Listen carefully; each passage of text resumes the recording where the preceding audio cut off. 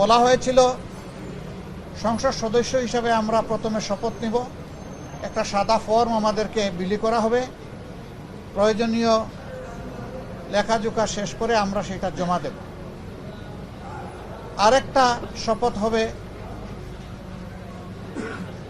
July charter এবং গণভোটের যে প্রজ্ঞাপন হয়েছিল তার ভিত্তিতে সেই শপথটা গণভোটের শপথ, সংস্কারের শপথ। এইখানে সংস্কার পরিষদ সদস্য হিসাবে আমরা আরেকটা শপথ নেব। আমরা হলে প্রবেশ করার পরে সংসদ সচিব আমাদেরকে জিজ্ঞেস করলেন যে স্যার, সকালবেলা সরকারি দল তারা শপথ নিয়েছেন, তারা শুধু সংসদ সদস্য হিসাবে শপথ নিয়েছেন, আপনারা কি করবেন? আমরা তখন বললাম যে আমরা দুটিরই শপথ নিতে এখানে এসেছি।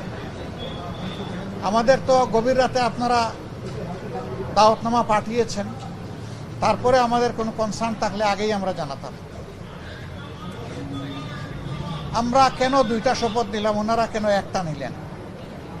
ওনারা কেন নিলেন তার ব্যাখ্যা ওনারা দিয়েছেন।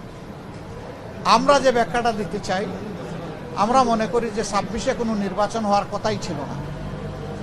এই 26 সালের নির্বাচনটা হয়েছে 24-এর গণ অভ্যুত্থানের কারণে।